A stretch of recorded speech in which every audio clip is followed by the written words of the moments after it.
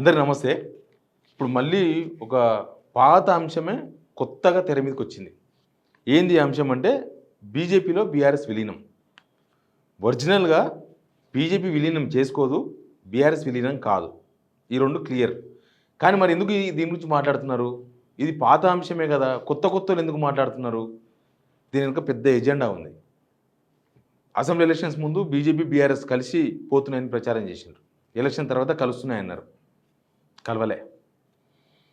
BJP వాళ్ళు అప్పుడు ఏమన్నారు? బీఆర్ఎస్తో మేమెందుకు కలుస్తాం, అది అవినీతి పార్టీ, మేము కలవమన్నారు. అప్పుడు వాళ్ళు ఇచ్చిన స్టేట్మెంట్. తర్వాత పార్లమెంట్ ఎలక్షన్స్లో కూడా సేమ్. పార్లమెంట్ ఎలక్షన్స్ అయిపోగానే కలుస్తారని చెప్పి కాంగ్రెస్ వాళ్ళు ప్రచారం చేసిండ్రు. రేవంత్ రెడ్డి అండ్ టీం అందరు ప్రచారం చేసిండ్రు. అప్పుడు బీజేపీలు ఏమన్నారు? మాకే సీట్లు వస్తాయి, అసలు మేము ఎవరిని మాతో కలుపుకొని అవసరం లేదన్నారు. ఇప్పుడేమైంది? ఇప్పుడు వీళ్ళు అన్నట్లే సీఎం రమేష్ అని ఒక బీజేపీ ఎంపీ, ఏపీకి సంబంధించిన ఆయన చంద్రబాబు నాయుడుకి చాలా దగ్గర మనిషి అంటున్నాడు. ఇప్పుడు బండి సంజయ్ లాంటి వాళ్ళు ఏమంటున్నారు? అవునవును వచ్చిర్రు, మా దగ్గరికి విలీనం చేసుకోమని వచ్చిండ్రు అని ఇప్పుడు కొత్త ఇన్ని రోజులు మాట్లాడలే, ఇప్పుడు మాట్లాడుతున్నారు. అసలు ఏంది వీళ్ళ ఎజెండా ఏంది, వీళ్ళ వ్యవహారం ఏంది? ఈ అంశం మీద మాట్లాడదాం. సబ్స్క్రైబ్ చేసుకున్న వాళ్ళు 70% చూసే వాళ్ళలో 70% సబ్స్క్రైబ్ చేసుకున్న వాళ్ళే ఉంటున్నారు. సబ్స్క్రైబ్ కూడా చేసుకోండి, మరింత మందికి వీడియో రీచ్ అయ్యే అవకాశం కూడా ఇవ్వండి. ఇక మీకు తెలుసు అసెంబ్లీ ఎలక్షన్స్లో ఎన్ని మాటలు చెప్పిండ్రు కాంగ్రెస్ వాళ్ళు, ఎన్ని ఆరోపణలు చేసిండ్రు. వీళ్ళందరికీ ఇప్పుడు కాంగ్రెస్కు, బీజేపీకి, టీడీపీకి, వాళ్ళ సోషల్ మీడియాలకు అందరికీ బీఆర్ఎస్ఏ టార్గెట్. ఎందుకు బీఆర్ఎస్ టార్గెట్?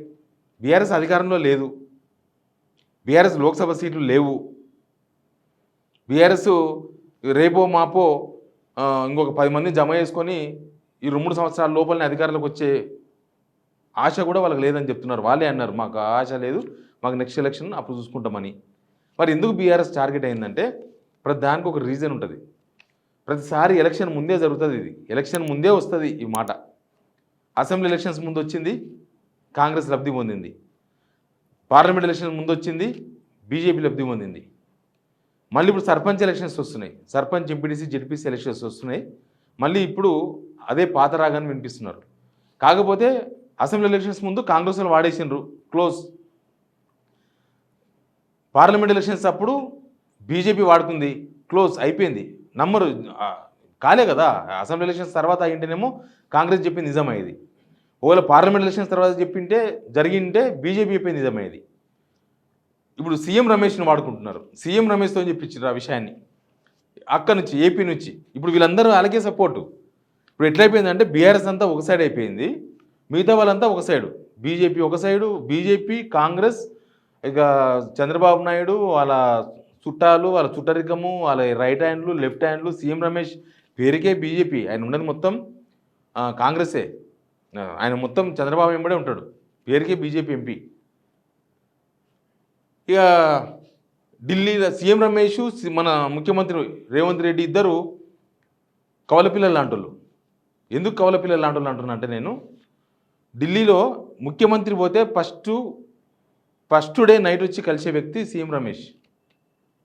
ఏడ ఉన్నా సీఎం రమేష్ ఏ దేశంలో ఉన్నా, ఏపీలో ఉన్నా సరే ఢిల్లీ పోయి కలుస్తాడు. ఆయన హైదరాబాద్లో ఉన్నా హైదరాబాద్లో కలవాడు. హైదరాబాద్లో దొంగతనంగా కొన్నిసార్లు కలిసిండ్రు, కానీ ఢిల్లీ పోయి ఢిల్లీలో పక్కా కలుస్తాడు. ఎందుకంటే ఆడ ఎవరికి తెలియదు, చీకట్లో కలవచ్చు అని. ఎందుకు కలుస్తారో తెలియదు. ఆయన బీజేపీ, ఈయన కాంగ్రెస్, ఎందుకు కలుస్తాడు? ఈయన కాంగ్రెస్ ముఖ్యమంత్రి, ఆయన బీజేపీ ఎంపీ.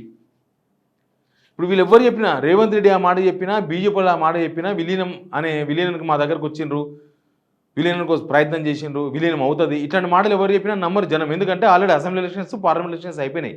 అందుకే నెక్స్ట్ సీఎం రమేష్తోన ఈ మాటలు మాట్లాడించారు, సీఎం రమేష్ను వాడినరు. మరి కవిత కూడా మాట్లాడింది కదా అని మీరు అడగొచ్చు. కవిత కూడా అన్నది కదా, అవును నేను జైల్లో ఉన్నప్పుడు విలీనం పెట్టాలని ప్రక్రియ పెట్టిండ్రు, నేను వద్దని చెప్పేసిన అని. కవిత బీఆర్ఎస్లో ఉన్న కాంగ్రెస్, బీజేపీలో పావలాగా మారింది అనేది ఒక చర్చ. బీఆర్ఎస్ వాళ్ళు అయితే సీరియస్గా తీసుకోవాల్సిన అవసరం లేదు కవితని అంటున్నారు. బీఆర్ఎస్ కార్యకర్తలేమో అసలు కవితను సస్పెండ్ చేయాలని ఇప్పటికీ డిమాండ్ చేస్తున్నారు. అసలు ఈ ప్రతిపక్షాలతోనే ఆమె ఉంది, బీఆర్ఎస్లో లేదు. జస్ట్ బీఆర్ఎస్లో పేరుకే బీఆర్ఎస్ ఉంది, కానీ ఆమె వ్యవహారం అంతా కూడా వీళ్ళకు ఎట్లా లబ్ధి చేకూర్చాలి, కాంగ్రెస్కైనా బీజేపీకైనా వీళ్ళకి ఎట్లా లబ్ధి చేకూర్చాలి, వెనక మొత్తం రేవంత్ రెడ్డి ఉన్నాడు, ఇట్లాంటి చాలా చాలా చర్చలు ఉన్నాయి. సరే దీన్ని ఎన్ని సాక్ష్యాలు ఎన్నిసార్లు ఎన్ని ఉన్నా అఫీషియల్గా వాళ్ళు ఒప్పుకోరు. బీఆర్ఎస్ వాళ్ళు మాత్రం మనం పట్టించుకోని అవసరం లేదు అంటారు. సస్పెండ్ చేసి కదా, సొంత బిడ్డ కూడా సస్పెండ్ చేస్తలేరా, ఇట్లాంటి కామెంట్స్ ఇట్లాంటి వాదనలు చాలా వరకు ఉన్నాయి. సరే చేస్తారో చేయరో వాళ్ళ ఇష్టం, అది వాళ్ళ పార్టీ. ఇక అల్టిమేట్గా ఇక్కడ ఏం కావాలంటే, ఇప్పుడు బీఆర్ఎస్ బీజేపీ ఒకటి అని చెప్తే బీజేపీలు కూడా అవును మా దగ్గరకు వచ్చిర్రు, కలవనికి వచ్చిర్రు అని అంటే ముస్లిం ఓట్లు కాంగ్రెస్కు పోలైపోవాలి. టార్గెట్ వీళ్ళ లక్ష్యం అదే. లబ్ధి చేకూరితే కాంగ్రెస్ కన్నా లబ్ధి చేకూరాలి, లేకపోతే బీజేపీ కన్నా లబ్ధి చేకూర్చాలి. అందుకే ఈ పొత్తుల అంశాన్ని ఎప్పుడు తెర మీద తీసుకొస్తూ ఉంటారు.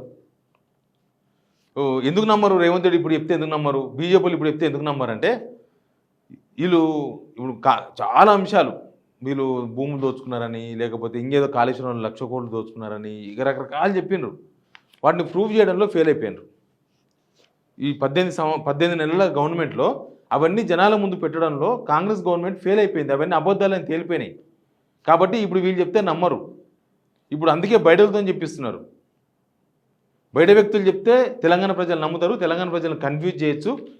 ఏమవుతుందంటే ఇక్కడ సర్వేలు చేసిండ్రు, లోకల్ బాడీ ఎలక్షన్కి సంబంధించి కాంగ్రెస్ చాలా సర్వేలు చేసింది. రైతు భరోసా ఇచ్చినాక ఒక సర్వే, ఇయ్యకముందు ఒక సర్వే, ఇందిరమ్మ ఇండ్లు లాంచ్ చేసినాక ఒక సర్వే, ఇయ్యకముందు ఇంకొక సర్వే, బీసీ కులగణన చేస్తున్నాం అయిపోయిందని ప్రచారం చేసుకున్నాక ఒక సర్వే, అయిపోక ముందే ఇంకొక సర్వే, ఇట్లా చాలా సర్వేలు చేసిండ్రు. చేస్తే కాంగ్రెస్ మీద తీవ్రమైన వ్యతిరేకత ఉంది. బీజేపీ గ్రామాలలో లేదు. ఇప్పుడు బీఆర్ఎస్ ఈ రెండు పార్టీలకు గట్టి పోటీ అయిపోయింది. అసలు గ్రామీణ ప్రాంతాల్లో బీజేపీతో బీఆర్ఎస్కు పోటీ లేదు. కాంగ్రెస్ బీఆర్ఎస్తో చాలా తీవ్రంగా పోటీ పడాల్సి వస్తుంది. అధికారంలో ఉండి పార్టీ జస్ట్ 18 months అయిన గవర్నమెంట్ వచ్చి, కానీ ఇంత తీవ్రమైన వ్యతిరేకత గ్రౌండ్లో ఏ ప్రభుత్వానికి రాలేదు. అందుకని వచ్చింది.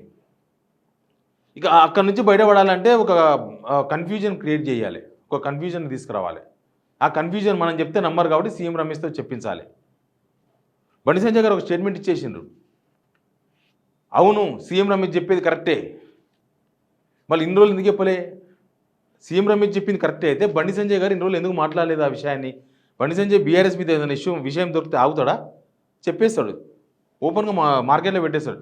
బీఆర్ఎస్ను లేకపోతే కేసీఆర్ విషయంలో, కేటీఆర్ విషయంలో ఏమన్నా చిన్న ఎండ్రక ముక్క దొరికితే కూడా దాన్ని ఒక భూతదానిలో పెట్టి చూపించేసి దాన్ని కొంచెం డ్యామేజ్ చేయాలని ప్రయత్నం చేస్తారు కదా. ప్రత్యర్థుల పని అదే కదా, డ్యామేజ్ చేసి ఇప్పటికే డ్యామేజ్ చేసేవాళ్ళు ఇప్పటిదాకా ఎందుకు ఆగినరు? అంటే సీఎం రమేష్ చెప్తే తప్ప బండి సంజయ్కి తెలవలేదు ఆ విషయం. సీఎం రమేష్తో ఎవరు చెప్పించిండ్రు? వీళ్ళందరూ ఒకటే అండి. ఇప్పుడు ఆంధ్ర సపోర్టర్స్ అంతా ఒకసారి అయిపోయినరు. వీళ్ళు పేరులో తెలంగాణ లేకపోయినా బీఆర్ఎస్ పార్టీ దానిలో ఉన్న వాళ్ళే తెలంగాణ తీసుకొచ్చింది. తెలంగాణ నాయకత్వం, ఉద్యమం నాయకత్వం వహించింది వాళ్ళే. ఆ తర్వాత అందరం పార్టిసిపేట్ చేసిండ్రు, అమరవీరుల త్యాగాలు అన్నీ ఫలించినాయి. కానీ దాన్ని నడిపించింది ఆయనే కదా, నడిపించింది కేసీఆర్. కాదనంటే కూడా ఆ పాపం చుట్టుకుంటుంది. మళ్ళా కేసీఆర్ నాయకత్వం వహిస్తే మిగతా వాళ్ళందరూ పార్టిసిపేట్ చేసారు. రేవంత్ రెడ్డి లాంటి వాళ్ళు చాలామంది వ్యతిరేకించారు, తెలంగాణ వద్దు అని, తెలంగాణ రాకుండా ఉంటే బాగుంటుందని.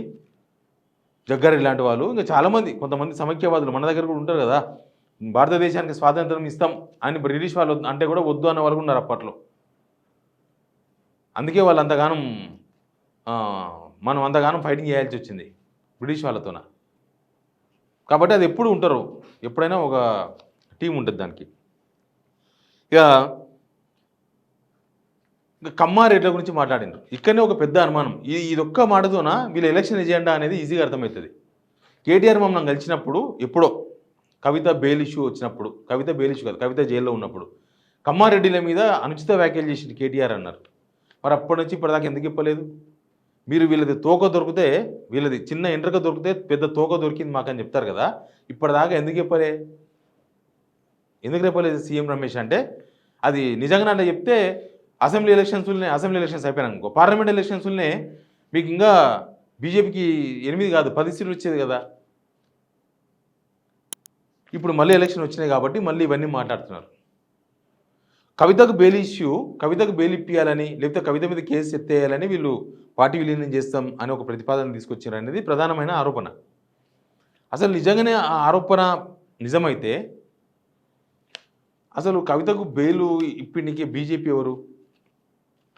ఈ కేసు నుంచి ఎత్తేనికి బీజేపీ ఎవరు? సిబిఐ, ఈడీ కదా. ఇప్పుడు కేజ్రీవాల్కి ఎవరు ఇప్పించారు? బీజేపీ ఇప్పించిందా బెయిల్?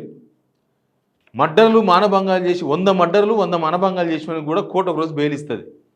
అది 9 రోజుల తర్వాత ఇస్తుందా 9 రోజుల తర్వాత ఇస్తుందో కానీ కోర్టు బెయిల్ 100% వస్తుంది. బెయిల్ అనేది ఒక హక్కు. దానిలో ఉన్న వాళ్ళకి, జైల్లో ఉన్న వాళ్ళకి, కేసులో ఉన్న వాళ్ళకి బెయిల్ అనేది ఒక హక్కు. మరి వీళ్ళు ఇప్పించడం ఏంది? దానికోసం అని వీళ్ళు పార్టీ మర్జ్ చేస్తామని అన్నారా? దానికోసం అన్నారా? ఒకవేళ ఆ కేసే తప్ప, కేసే ఎత్తేస్తారు, ఒకవేళ మర్జ్ చేసేది ఉంటే అంటే ఆ కేసే తప్ప, అసలు లిక్కర్ కేసే తప్ప. ఇప్పుడు కవిత ఉల్టా అయిపోయి వీళ్ళకి అప్రూవర్గా మారిపోయినాక ఇష్యూస్ వచ్చినాయి. కానీ అసలు దీనిలో బీజేపీకి ఏం సంబంధం? మీరే కదా అన్నది. ఈ కేసు కన్నా ముందు, అరెస్ట్ కన్నా ముందు బీజేపీకి ఏం సంబంధం, మాకేం సంబంధం, ఈడీ వాళ్ళు స్కామ్ చేసినారు, ఈడీ సిబిఐ దొరికినారు, పట్టుకపోయినారు, బీజేపీకి సంబంధం అని మాట్లాడారు కదా. ఇప్పుడు బీజేపీకి సంబంధం అని మాట్లాడుతున్నారు ఎందుకు? ఇట్లా చాలా చాలా చాలా అంశాలు ఉన్నాయి దీని చుట్టూ మొత్తం కూడా. ఎటు తిరిగి బీఆర్ఎస్ను వీక్ చేయాలి, బీఆర్ఎస్ను తట్టుకోవడం ఎట్లా, బీఆర్ఎస్ను తట్టుకోవడం ఇబ్బంది, బీఆర్ఎస్ను తట్టుకోవడానికి బీజేపీతో అయితలేదు, రేవంత్ రెడ్డితోనే అయిపోయింది. రేవంత్ రెడ్డి చేసిన ప్రయత్నాలు మొత్తం అయిపోయినాయి. కేసులు పెట్టేసిండు, కేటీఆర్ మీద కేసు పెట్టిండు, ఇంకెక్కడ దొరుకుతాడేమని కేసీఆర్ విషయాలను తవ్విండ్రు, అంతే అయిపోయింది, ఏం లేదు. ఇక బీఆర్ఎస్ సోషల్ మీడియా కార్యకర్తలందరినీ కేసులు బుక్ చేసి భయపడిపించే ప్రయత్నం చేసిండ్రు, కాలేదు, అట్లా కూడా కంట్రోల్ కాలేదు. గ్రౌండ్లో బీఆర్ఎస్ఏ కనిపిస్తుంది వాళ్ళకి.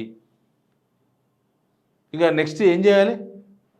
ఇట్లాంటివన్నీ పంచాయతీలు తీసుకొచ్చి ముందలు పెట్టాలి. మేము చెప్తే నమ్మరు కాబట్టి సీఎం రమేష్ లాంటి వాళ్ళు ఆంధ్రోళ్ళతో చెప్పాలి. ఆంధ్రోళ్ళు చెప్తే నిజం అనమాట, వాళ్ళు చెప్పిందే నిజం. ఇప్పుడు కాంగ్రెస్ వాళ్ళంతా సీఎం రమేష్కి సపోర్ట్ చేస్తున్నారు, బీజేపీ బండి సంజయ్ లాంటి వాళ్ళంతా కూడా సీఎం రమేష్ చెప్పింది కరెక్ట్, వాళ్ళు బీజేపీ మా అవును సపోర్ట్ చేస్తున్నారు వాళ్ళు కూడా. ఇప్పుడు ఏపీ వర్సెస్ తెలంగాణ ఇదే. Please subscribe signal TV.